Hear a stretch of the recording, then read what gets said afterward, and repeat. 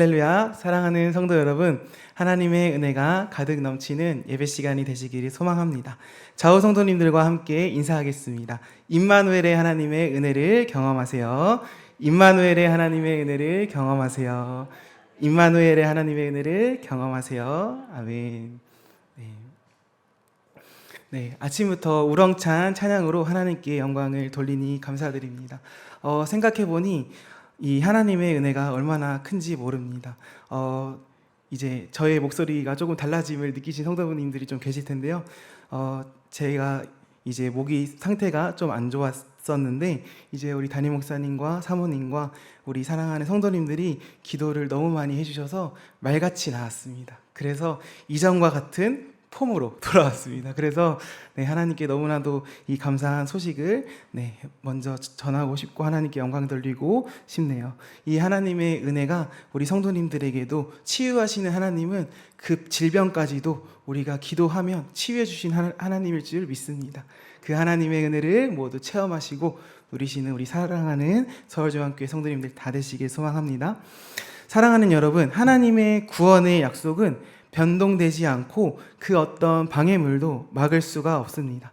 하나님 아버지는 가장 열악한 환경에서 세상의 모든 방해를 이기시고 그의 구원을 성취하십니다. 오늘 본문에서 나오는 임마누엘이라는 구원자를 보내주시겠다는 이 약속의 증표는요, 궁극적으로 예수 그리스도의 오심으로 성취되었습니다. 사랑하는 여러분, 오늘 제목이 무엇입니까? 절망에서 희망으로 바뀌는 이 주체는 하나님이시다 라는 말씀을 나누려고 하는데요. 첫 번째로는 오늘 본문의 구약의 시대, 두 번째로는 오늘 본문 말씀의 성취인 신약의 시대, 그리고 지금 우리의 시대 모두 예수 그리스도의 안에서 바뀔 수 있는 십자가의 능력입니다. 할렐루야. 오늘 본문의 아하스의 시대와 예수님께서 태어나신 때 모두 사람들은 공통점이 있었습니다. 한번 따라해 볼까요? 절망 가운데 빠졌다. 절망 가운데 빠졌다. 그렇습니다. 아람과 이스라엘 연합군의 침략 앞에서 아하스는 두려움과 낙심으로 인해 절망하였습니다. 하지만 그때 하나님께서는 선지자 이사야를 통하여 구원에 대한 소망을 주시는데요. 이와 같이 예수님께서 태어나신 때도 유대인들은 절망 가운데 있었어요. 성도 여러분, 어떤 절망 가운데 있었나요? 성도님들도 잘 아시는 것처럼 폭군 헤롯은 이제 메시아의 출생을 방해하기 위해 어떤 행위를 저질렀나요? 유아들을 학살했습니다. 이렇게 두 시대 모두 가장 암울할 때에 하나님의 구원은 시작되었습니다. 이사야 7장 10절에서 13절 말씀을 함께 읽겠습니다. 시작.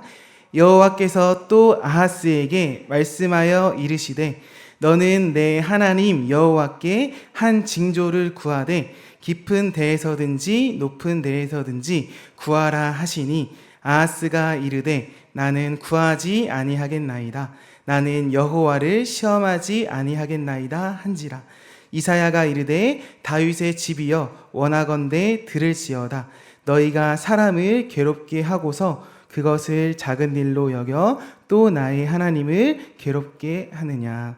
아멘. 사랑하는 여러분, 아하스는 우리가 잘 알다시피 어떤 왕입니까? 선한 왕입니까? 악한 왕입니까? 악한 왕입니다. 가장 악한 왕입니다. 유다의 다른 선한 왕들과는 다르게 자기의 아들을 우상에게까지 바쳤던 우상 숭배자였습니다. 이해를 돕기 위해 열왕기하 16장 말씀을 한번 살펴보려고 하는데요. 1절에서 4절 말씀을 또박또박 교독하겠습니다. 르말랴의 아들 베가 제17년에 유다의 왕 요담의 아들 아하스가 왕이 되니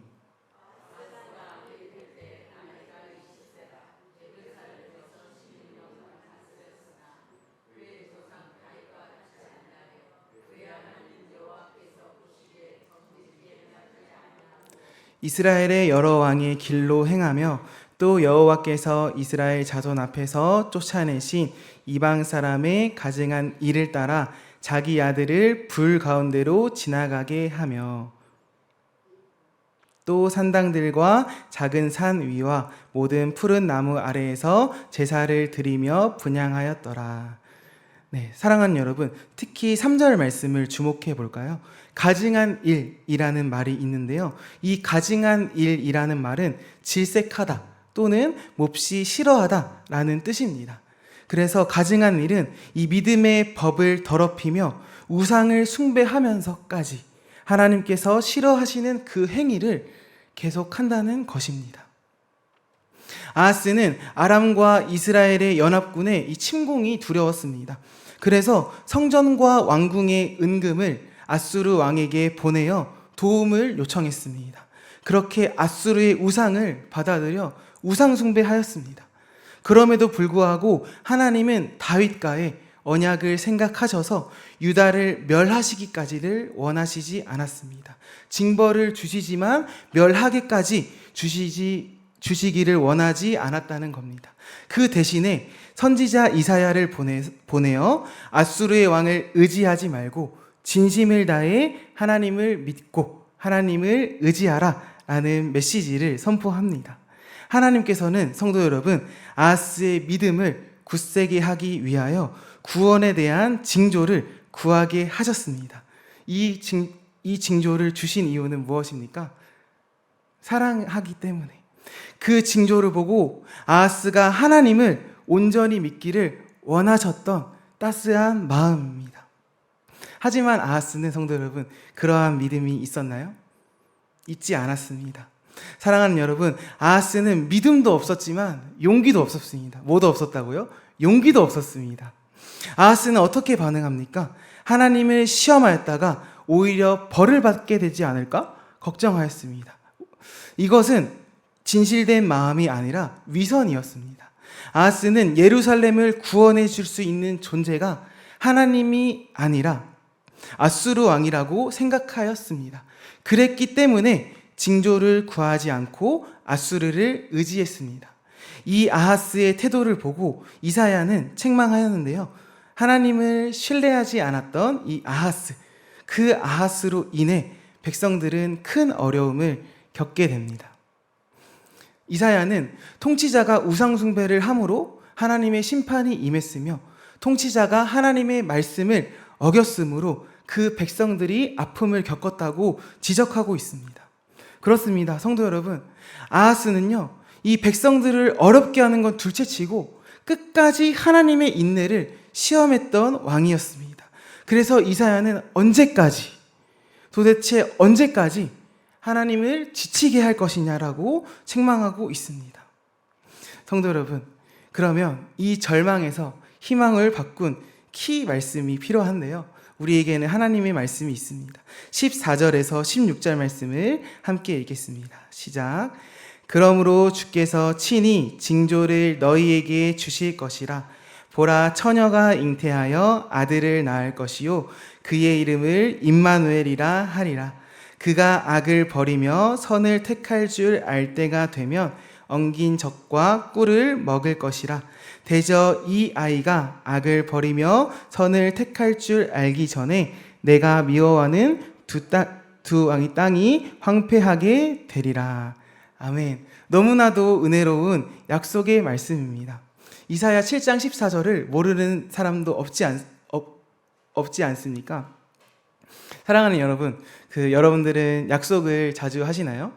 우리 담임 목사님께서도 금요일에 하나님의 언약과 약속을 언급하셨는데요.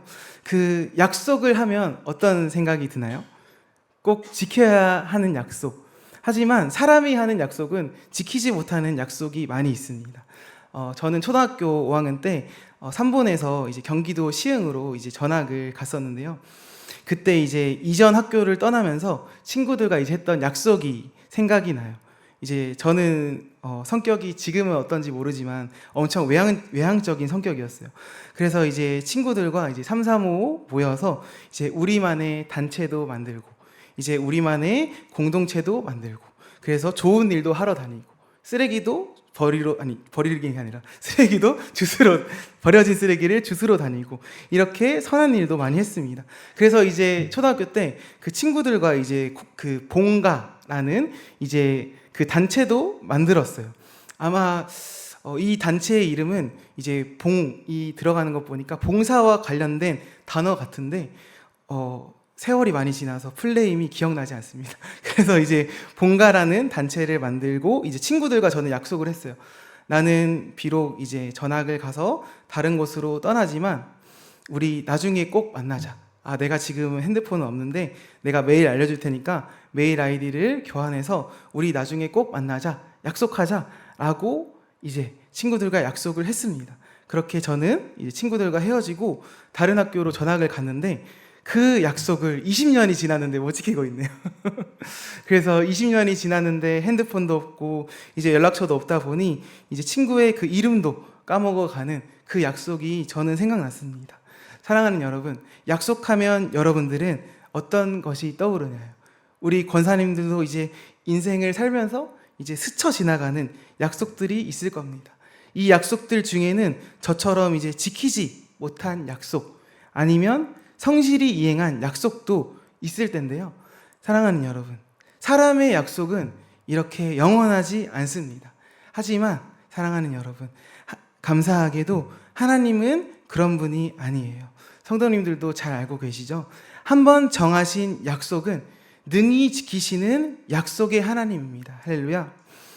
예수님이 태어나시기 무려 700년 전, 저는 20년의 약속도 지키지 못하는데 무려 700년 전에 선지자 이사야를 통해 주신 하나님의 약속이 있었습니다. 10년이면 강산도 변한다고 하는데 계절이 몇 번 바뀝니까, 성도 여러분? 하나님은 아하스의 불신에도 불구하고 다윗 언약을 지키기 위해 그에게 은총을 베푸십니다. 비록 아하스는 원하지 않았지만 하나님께서 친히 예루살렘의 구원에 대한 징조를 주셨습니다. 그 징조는 무엇인가요? 임마누엘이라는 아들이 처녀에게서 태어날 것이다 라는 놀랍고 위대한 예언입니다. 이 예언은 이사야로부터 시작해서 약 700년이 흐른 이후에 성취가 됩니다. 임마누엘은 다윗의 후손으로 오실 메시아를 가리키는 것입니다. 마태복음 1장 18절 말씀을 함께 읽겠습니다. 시작.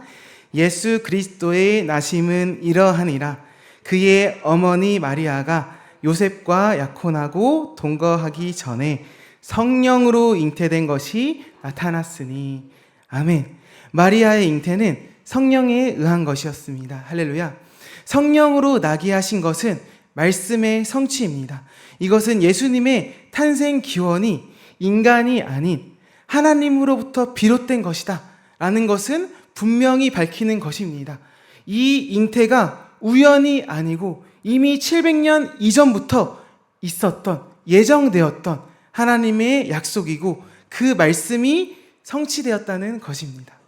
사랑하는 여러분, 하나님으로부터 비롯된 것, 그것은 일상적인 상식 그리고 일반적인 그 지식을 뛰어넘는 것입니다. 할렐루야. 하나님의 능력으로 이루어진 것은 그가 하나님의 아들이기 때문입니다.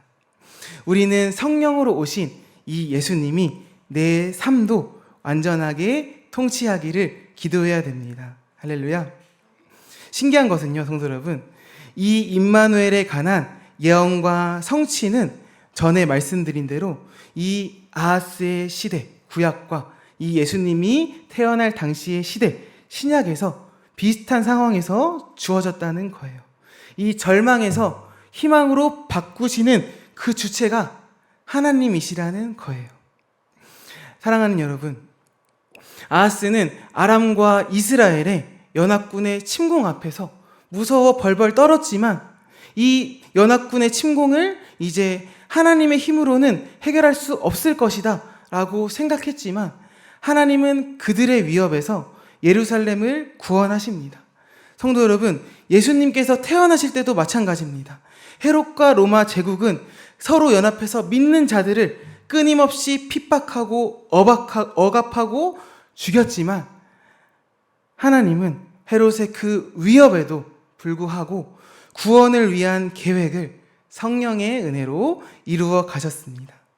사랑하는 여러분, 이렇게 구원은 하나님께 속해 있습니다. 시대를 막론하고 하나님의 구원 계획은 성취될 것입니다. 그 임마누엘의 하나님께서 지금도 우리와 동행하신다는 그 사실을 기억하시기를 간절히 소망합니다. 이 아하스의 시대와 예수님께서 태어나신 시대는 전부 어떤 시대였다고 했죠? 서두에서 절망의 시대. 그렇습니다. 사실 지금도 그렇고 절망의 시대가 아닌 시대는 없습니다. 여호와를 아는 지식이 없는 모든 세대는 절망의 시대입니다. 아하스가 아람과 이스라엘의 연합군의 침략 앞에서 두려움에 처해 있을 때, 그리고 처녀가 잉태하여 아들을 낳은 기적과 같은 징조를 주셨을 때, 모두 이 시대 가운데 절망이라는 단어가 내재되어 있습니다. 하지만 성도 여러분, 하나님은 약속의 하나님, 신실하신 하나님입니다. 할렐루야. 우리는 이 절망을 넘어 약속의 성취로 희망을 주시는 그 하나님을 찬양해야 될 줄로 믿습니다. 마지막 결론입니다. 선지자 이사야는 성도 여러분, 아하스 왕에게 이제 징조를 구하도록 요청했습니다. 나의 앞에 단 1%의 가능성도 없을 때 하나님을 소망해야 합니다. 할렐루야. 하지만 아하스는 그 기회를 놓쳤습니다. 왜 놓쳤어요? 그것을 하나님께서 할 수 없을 거라고, 이것은 하나님이 불가능할 것 같다고 생각했기 때문입니다. 사랑하는 여러분, 우리는 어떻습니까? 이 약속의 하나님의 이 성취의 말씀이 우리에게 어떻게 다가옵니까? 지나치게 계산적이고 현실적인 우리들에게, 제가 MBTI S여서 초현실적인 사람입니다. 그래서 제 안에 이루어져야 되는 모든 경우의 수가 있어야 확실하게 움직이고, 기도도 가끔은 그런 방향으로 해요. 못난 죄인입니다. 아하스 왕과 같은 저입니다. 하지만 성도 여러분, 이 아하스와 같이 다친 마음을 가진 자들에게 아기 예수는요, 이 세상을 구원할 구세주가 아니라 그냥 아기일 뿐이에요. 사랑하는 여러분, 이 아기가 말씀의 성취이신 구세주입니까? 아니면 이 아기가 그냥 아기입니까? 징조를 구하지 않는 그의 태도는 결코 좋은 태도가 아니었어요. 아하스가 이르되 나는 구하지 아니하겠나이다. 나는 여호와를 시험하지 아니하겠나이다. 이 말이 위선이라 했죠.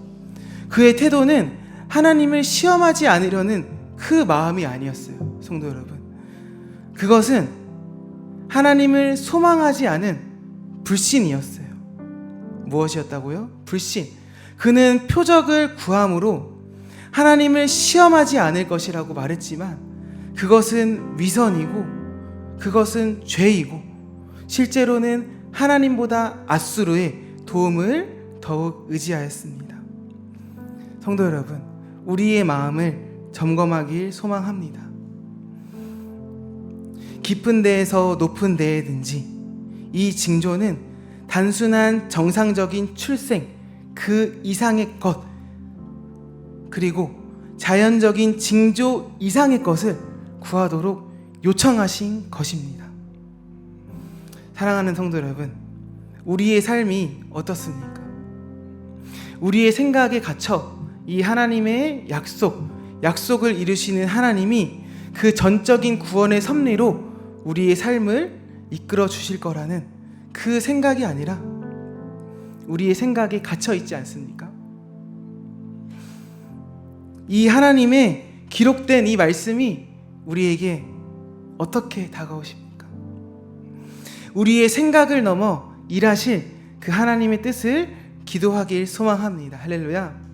자연적 징조 그 이상의 것을 이루시는 그 임마누엘 하나님이 우리의 하나님입니다. 할렐루야. 그 하나님의 약속의 성취를 온전히 찬양하는 오늘 예배가 되기를 소망합니다. 네, 방금 여러분들께 말씀드렸듯이 바이블 골든벨이 한 주 남아 있습니다. 한 주도 남아 있지 않죠. 이 3일 남아 있는 이 시간을 이 약속의 성취이신 하나님을 찬양하며 열심히 한 문제 한 문제 풀어가시길 소망합니다. 하나님의 약속인 그 말씀이 오늘 이사야 말씀뿐 아니라 소선지서 말씀에서도 숨어 있는데, 그 말씀을 찾아보시길 바랍니다. 이제 구약 올포원 말씀이 끝났는데 이 우리를 여기까지 인도하신 그 하나님을 찬양하길 소망합니다.